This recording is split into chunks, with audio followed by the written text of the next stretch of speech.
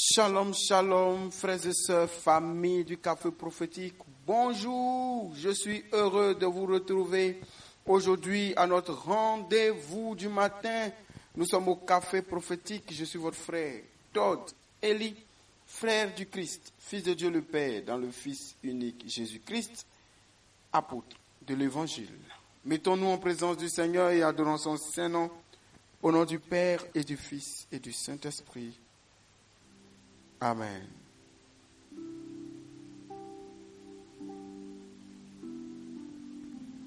Nous bénissons le Seigneur qui nous donne un jour nouveau. Après le jour d'hier, la nuit d'hier, Dieu nous a réveillés aujourd'hui. Son amour est immense. Nous bénissons le Seigneur qui ne sanctionne pas lorsqu'il est en colère, mais qui fait miséricorde à celui qui demande miséricorde. En cette semaine où nous prions pour la repentance par le sang de Jésus, la repentance et le rachat par le sang de Jésus, que Dieu nous accorde un bon cœur repentant, une bonne conversion, et que Dieu, par son sang, le sang de Jésus-Christ, nous rachète de la mort éternelle, rachète notre couronne perdue, nos trônes perdus, nos grâces et nos bénédictions. Nous le demandons par Jésus-Christ notre Seigneur. Amen. Dans le livre de Jonas, en son chapitre 3, le verset 5 jusqu'à 10, nous lisons ceci. Les gens de Ninive crurent en Dieu. Ils publiaient un jeûne et se revêtirent de sacs. Depuis le plus grand jusqu'au plus petit. La nouvelle parvint au roi de Ninive. Il se leva de son trône, quitta son manteau, se couvrit d'un sac et s'assit sur la cendre. Puis, l'on cria dans Ninive, et l'on fit par décret du roi et des grands cette proclamation. Hommes et bêtes, gros et petits bétail, ne goûteront rien, ne mangeront pas et ne boiront pas d'eau. On se couvrira de sacs, on criera vers Dieu avec force. Et chacun se détournera de sa mauvaise conduite et de son iniquité et de l'iniquité que commettent ses mains. Qui sait si Dieu ne se ravisera pas et ne se repentira pas, s'il ne reviendra pas de l'ardeur de sa colère, en sorte que nous ne périssions point. Dieu vit ce qu'il faisait, puis Dieu vit ce qu'il faisait pour se détourner de leur conduite mauvaise. Aussi, Dieu se repentit du mal dont il les avait menacés. Il ne le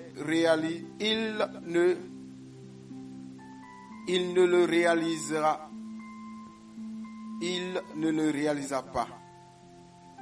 Amen. Frères et sœurs, Ninive, cette grande ville, était une ville réputée pécheresse. Et cette ville qui avait la réputation d'être une ville de désordre, a été ciblée par Dieu pour être détruite. Mais puisque Dieu ne fait rien sans en parler, il a conduit son serviteur Jonas à aller dans cette ville pour annoncer la décision prise par Dieu contre les gens de cette ville et contre la ville de Ninive.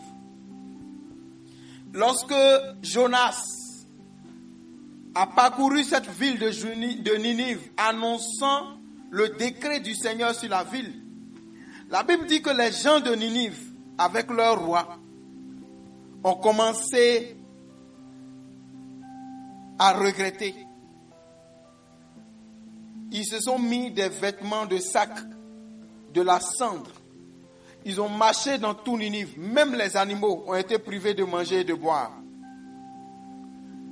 pour demander pardon à Dieu par rapport à ce qu'ils faisaient et qui a attiré la colère de Dieu. La Bible dit que Dieu vit ce qu'ils faisaient pour se détourner de leur conduite mauvaise. Que Dieu voit ce que tu fais pour te détourner de ta mauvaise conduite. La bonne nouvelle, c'est que Dieu n'a pas détruit Ninive. Quand Dieu a vu ce qu'ils ont fait pour se détourner de leur mauvaise conduite. Dans le livre de Joël, chapitre 2, le verset 13, la Bible dit: déchirez vos cœurs et non vos vêtements, et revenez à l'Éternel votre Dieu, car il est compatissant et miséricordieux, lent à la colère et riche en bonté, et il se repent des maux qu'il envoie. Frères et sœurs, au temps de Ninive, les gens ont déchiré leurs vêtements. Ils se sont vêtus de sacs et ils ont mis de la cendre. On savait qu'ils étaient dans une période de repentance. Ils suppliaient la grâce. Mais aujourd'hui, ce que Dieu attend de toi, ce n'est pas que tu mettes un vêtement de sac, une cendre sur le corps et que tu aies une apparence qui montre que tu regrettes. Non. Dieu veut qu'au plus profond de ton cœur, tu regrettes. Que tu déchires ton cœur et non pas ce que tu portes. Que ton pardon, que ton regret, que ta repentance et ta conversion ne soient pas de façade, mais que ce soit quelque chose de vrai, d'authentique, de profond, qui vienne vraiment de tout l'être que tu es. Dieu, comme le dit la Bible dans le psaume 115 au verset 15, il en coûte au Seigneur de voir mourir les siens. L'objectif de Dieu, ce n'est pas de punir, de sanctionner, de détruire. Non. L'objectif de Dieu, c'est d'amener à la repentance, à la conversion, au changement. C'est de nous amener à abandonner nos voies mauvaises et à devenir ce que Dieu veut. Aujourd'hui, Dieu te regarde. Dieu ne veut pas ta mort. Dieu veut que tu vives. Et aujourd'hui, Dieu te dit, depuis hier, tu entends un message sur la repentance. Mon serviteur vient à toi comme Jonas est allé à Ninive. Ce que j'attends de toi, ce n'est pas que tu déchires tes vêtements comme à Ninive, mais que tu déchires ton cœur devant moi. Je n'attends pas que tu meures. Je ne suis pas venu pour te sanctionner. Je suis venu pour te reprendre. Il m'en coûte, moi, le Seigneur, de voir mourir ceux qui m'appartiennent. Je veux les sauver. Mais toi, acceptes-tu mon salut?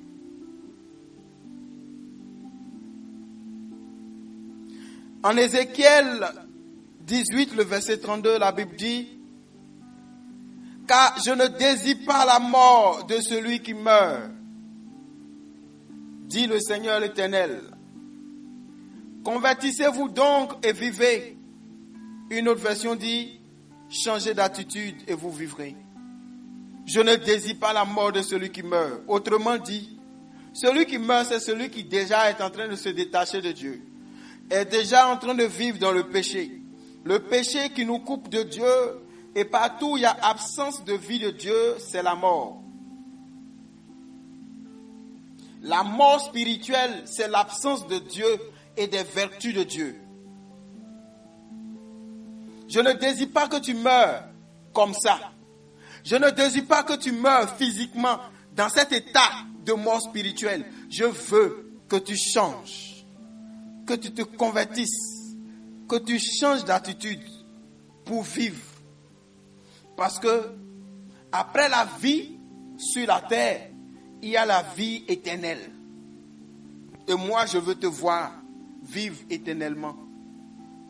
Je veux te voir heureuse avec les saints et les anges dans l'éternité.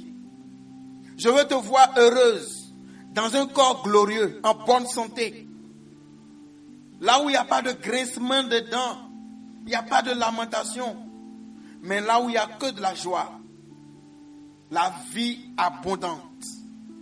Je veux te voir, toi, mon enfant, que j'ai créé, et pour qui j'ai envoyé mon fils mourir sur le bois de la croix. Je veux te voir éternellement dans ma présence, au paradis, et non pas éternellement hors de ma présence en enfer. Tu as encore le temps de décider, mais décide maintenant. Regarde, je mets devant toi la vie et la mort. Choisis la vie et tu vivras. Hébreux 3, le verset 15. Aujourd'hui, si vous entendez ma voix, si vous entendez la voix du Seigneur, n'endurcissez pas vos cœurs comme lors de la révolte.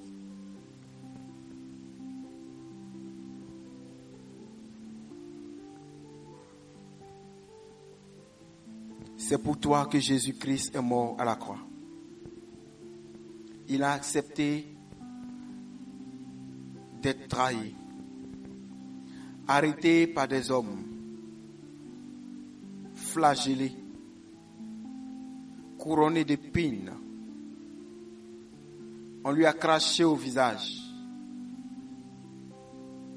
Quand il subissait tout ça, lui, Dieu, il ne s'est pas dérobé, mais il est resté là pour pouvoir te sauver. Parce qu'il savait que ce qu'il prenait, il le prenait pour que toi, tu ne subisses plus ça. On lui a retiré ses vêtements, il a été mis nu devant tout le monde. Il a connu l'humiliation suprême. Dieu fait chair qui accepte pour toi d'être mis nu. Excusez-moi de le dire ainsi, à poil. Ouais, c'est ça, c'est la vérité de la Bible. Il a été mis nu à poil. Je vous l'ai dit une fois ici, que lorsque vous allez dans les églises catholiques et vous voyez Jésus sur la croix, avec un tissu autour de sa partie intime, c'est une image qui a été faite par la pudeur de l'Église. C'est la pudeur de l'Église qui a décidé de cacher ça. Comment vous vous sentiriez si vous voyez une image de Jésus sur la croix avec tout ce que vous savez qu'un garçon a et tout est visible? Ça ne va pas vous choquer? Donc l'Église a décidé de cacher ça. Parce que ce n'était pas bon. On ne doit pas montrer ça. Mais dans la vérité des faits, quand Jésus mourait à la croix, il était nu, totalement nu. Si ce n'était pas ça, on n'allait pas dire qu'il a connu l'humiliation suprême. C'est quoi qu'est l'humiliation suprême? Si quand on te déshabille, tu as mis une tenue qui cache. Il n'y avait plus rien qui cache. Il n'y avait plus rien qui cache. Et tous ceux qui étaient là ont tout vu. Et il est resté sur la croix. Quelqu'un a même dit, si tu es vraiment ce que tu dis que tu es là, mais descends. Comment tu peux accepter ça? Descends, on va voir. Mais en ce moment, il pensait à moi. Il pensait à toi. Il pensait à nous. Il a dit, je ne descends pas. Je reste là. Parce que je dois sauver mon enfant un tel. Je dois sauver ma fille telle. Je dois sauver mon fils tel. Qui ne va naître en telle année et qui va mourir en telle autre année. Je ne veux pas sa mort. Je veux qu'il vive. Aujourd'hui, Dieu te dit, si tu entends la parole, change de vie. Convertis-toi.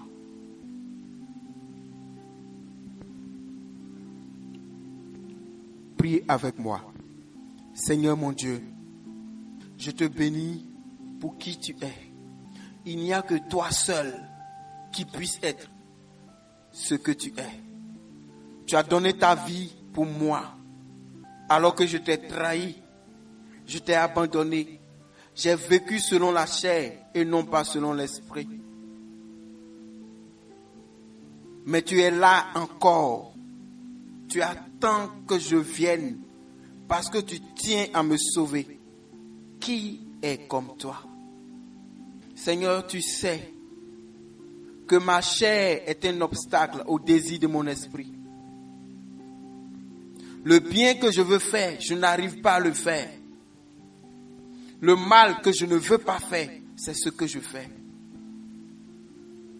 Mais aujourd'hui, je dépose ma volonté, mes forces entre tes mains. Que ta volonté soit faite dans ma vie. Que ta force m'empêche de tomber là où ma chair regarde. Donne-moi ton Esprit Saint et je vivrai. Donne-moi tes sentiments. Donne-moi ton regard sur les choses. Et je serai ce que tu veux. Sauve-moi de ce monde. Sauve-moi de l'ennemi, ma chair et les tendances de ma chair. Sauve-moi, toi qui es mort sur la croix, que l'œuvre de la croix, que le sang versé à la croix me rachète, moi et ma famille. Donne-moi ton esprit pour une vie nouvelle en toi. Aide-moi par ton esprit à vivre comme cela te plaît. La Bible dit que tu nous donnes la force de faire ce que tu veux, de faire les choses qui correspondent à ton plan. Alors donne-moi la force de vouloir et de faire ce qui correspond à ton propre plan. Merci Seigneur, je m'abandonne entre tes mains. J'implore ta miséricorde et j'ai confiance que tu m'exauces. Gloire à toi Jésus. Merci Jésus. Amen. Que Dieu vous bénisse, famille. Je vous laisse sur cette note. Je suis votre frère Todd Eli et je suis heureux d'être le canal par lequel Dieu vous parle. Heureux d'être le canal par lequel Dieu vous bénit. Excellente journée. Au nom du Père et du Fils et du Saint-Esprit. Amen.